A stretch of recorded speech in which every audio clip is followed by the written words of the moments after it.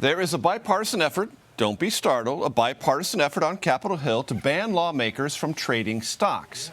The bill, introduced by Texas Republican Chip Roy and Virginia Democrat Abigail Spanberger, now has 50 co-sponsors, basically from across the ideological spectrum. CBS News producer Rebecca Kaplan sat down with both lawmakers to talk about their proposal. Our proposal is very straightforward. It says that members of Congress, their spouses, and their dependent children should not be permitted to buy or sell individual stock or maintain that individual stock during their time in Congress.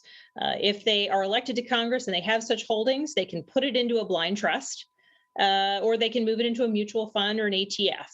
Our goal here is to make sure that when lawmakers are casting votes or getting briefings, that the American public knows that we are thinking first and foremost about the needs of our constituents, and that there's not even the possibility or the perception that we may be putting our financial interests first. All we're asking is that if you take this job, you come to Washington, you're not engaging in the active trading of securities while you're voting on the very measures that might impact the profitability or the trajectory of those companies. It may or may not. Some of my colleagues I hear say, oh, well, how much evidence is there of insider trading? That's not really what this is about. You talked about insider trading, which was the subject of the 2012 Stock Act, which banned insider trading for members of Congress. And so now it seems like there's this movement saying that doesn't go far enough. But Congressman Roy, it sounds like what you're saying is this is almost a completely separate issue from insider trading. Well, I happen to view it separately. I want the American people to look at that debate and know that we're trying to decide what is in the best interest of the country and the future competitive landscape and the free flow of ideas and protection of free speech. And even in the day-to-day, what is outside of actual, insider trading, we have a lot of information related to what's happening in the world, the trajectories of various different industries. We take a lot of votes that could move markets. And so it is important that we actually just even remove the potential possibility of corruption or the perception of corruption, so that while our constituents may agree or disagree with us on policy and our votes, they cannot think that we're motivated by our own stock portfolio, because we're saying, we're going to remove that discussion from the table.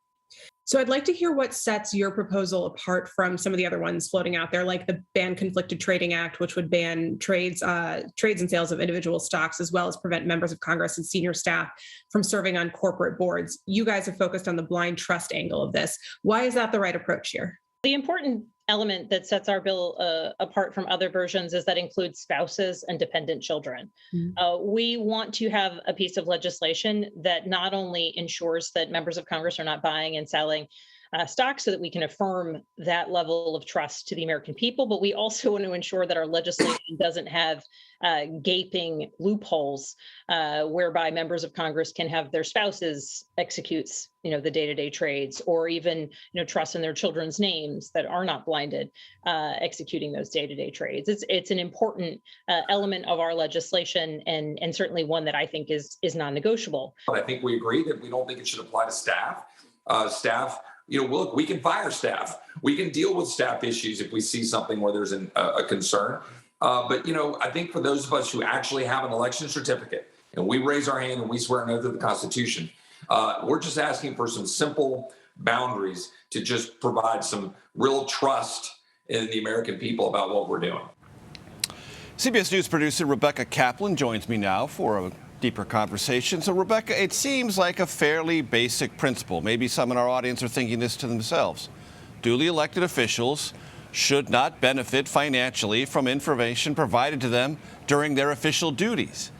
Explain, to the degree you can, what opposition there is to this legislation or this broader idea of putting new guardrails around what members of Congress do or don't do with their own stock portfolios. Well, truthfully, Major, there's not a lot of people who are going to go on record and say they don't agree with this idea, which, as you said, pretty basic, very politically popular. One person who did was Spanberger's fellow Virginia Democrat, Representative Elaine Luria, who told Punchbowl News in an interview that it's BS. She used a different word. I'm sure you can fill in yourself. But she said it's BS to assume that members of Congress are inherently bad or corrupt. And I asked Spanberger about this criticism in the interview. She said it's not about saying that members of Congress are inherently untrustworthy. That's not what the legislation seeks to do. She said it's about proving beyond a shadow of a doubt to their constituents that they can be trusted. And as an example, she pointed to her own background as a CIA case officer and said, look, I was subjected to regular polygraphs. That's what you do, not because the U.S. government thinks everyone working for the CIA is corrupt, but as a proactive step to just make sure everything is kosher. And there's also this idea that little bits of information that members of Congress gather, either through briefings or the simple scheduling of legislation, or the idea that a certain amendment may or may not be attached or may not have a chance, could give them an edge when it comes to understanding what may happen to a stock maybe 3 or 4 months in advance. And taking all that information out of the mix is really what they're trying to accomplish, it sounds like to me.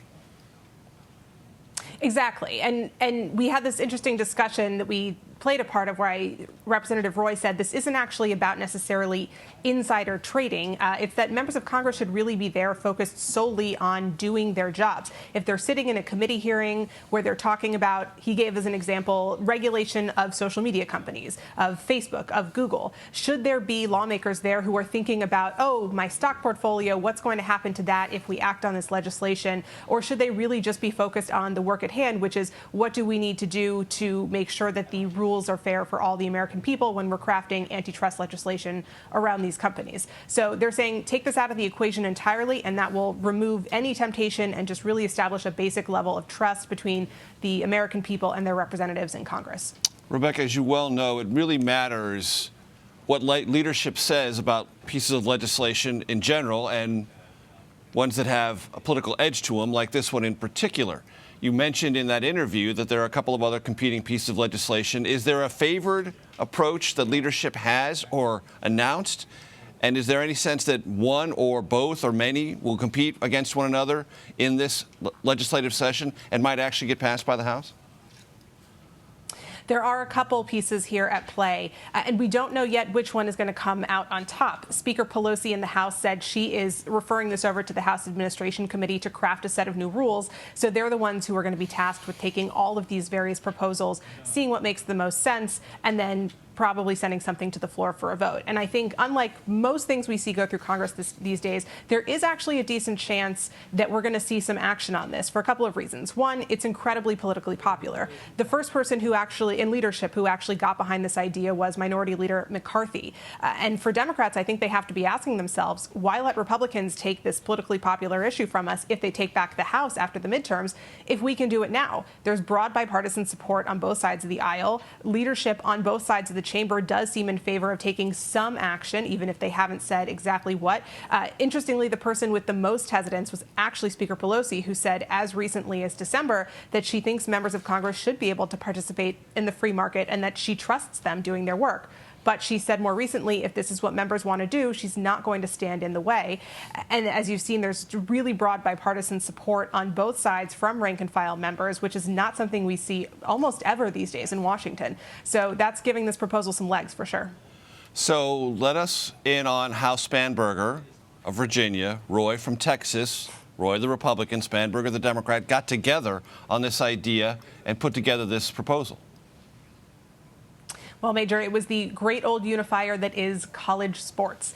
They are both graduates of the University of Virginia, and when they were freshmen in Congress in 2019, they bonded over the men's basketball team winning the NCAA championship, and then that kind of sparked their relationship. They've worked on other issues like war powers, but it was actually the start of the pandemic that kicked off discussions about whether some kind of legislation like this was necessary. They were looking at a lot of these stock trades that were happening among their colleagues when they were getting briefings as the coronavirus was emerging around the world, and then buying and trading stocks in healthcare companies, stuff like that, some of which actually got flagged by the FBI for investigation, although everyone was ultimately cleared of wrongdoing.